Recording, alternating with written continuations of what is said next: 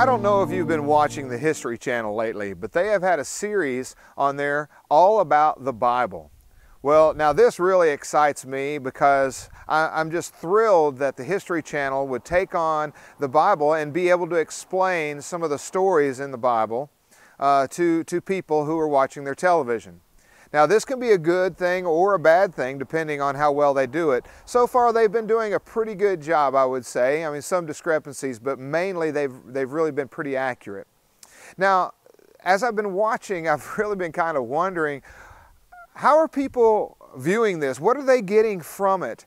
And I noticed something in it that is kind of a common thread throughout all of the Bible stories, and that might be puzzling to people, and that is, how can God allow bad things to happen to good people? Well, you know, I've thought about that a lot, of course, and I know that you probably have as well. How can a loving God allow bad things to happen to His children, those who follow Him? Well, you know, there's really three words I want to look at that describe God that may help us understand this, may help us to view this world in a little bit different light, and to view God in a different light, and His expectation of us, not only expectation, but what He has done for us. Now, those three words all begin with omni, meaning many. The first one is omnipresent. Now, God is omnipresent. That means that He can be in multiple places at one time. He may be tending to some need in the Far East, and at the same time can tend to the need that you have that is personal to you right here. Now, there's another word called omnipotent.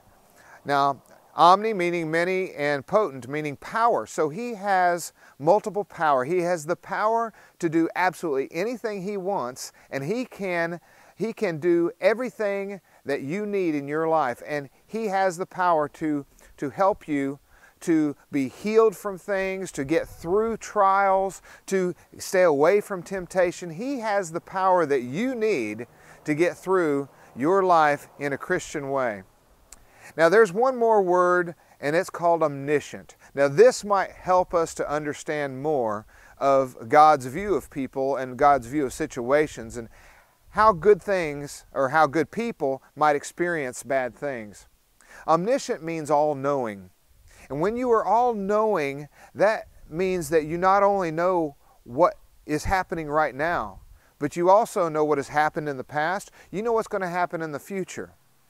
So God not only did He read the back of the book, He wrote the back of the book. He already is there. And so He knows everything there is about us. Now, there are three worldviews.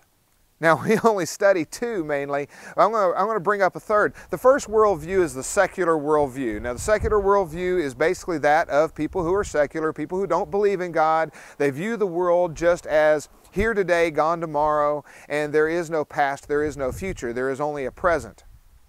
Now, people who believe that way are going to see the world completely opposite of those who have what we would call a Christian worldview. Now, a Christian worldview not only assumes there is a God, but it also notices that there is not only a present, but there is a past and there is a future. That is all done with faith knowledge, but not really experiential knowledge, and the fact that we haven't been in the past like before we were born. We haven't been in the future in heaven. We only have been in the present, but we have the faith knowledge of both of the other spectrums. Now, there is also a third worldview that only God can have, and I would call that a God worldview.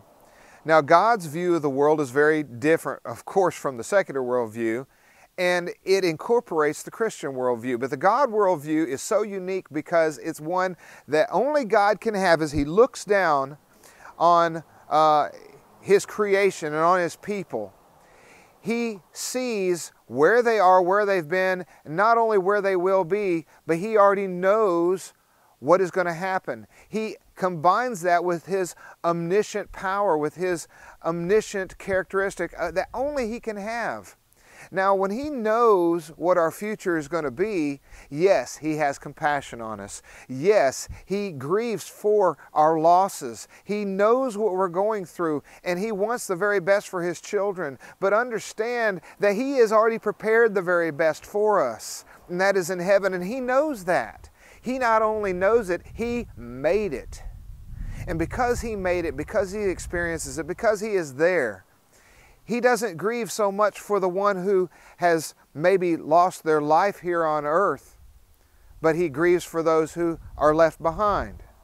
Because He knows where that one person who has died maybe from this earth is going to be, because they are already there with Him in heaven. So He rejoices in His children being with Him.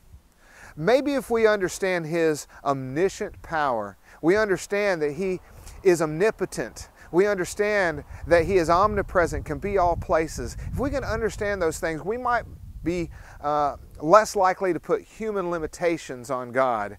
And we might realize that even though we don't understand, because we live in the present, we don't understand why these bad things can happen to good people, we can understand that God wants the very best for us. And we can trust Him because He knows everything, and He has the very best in mind for us.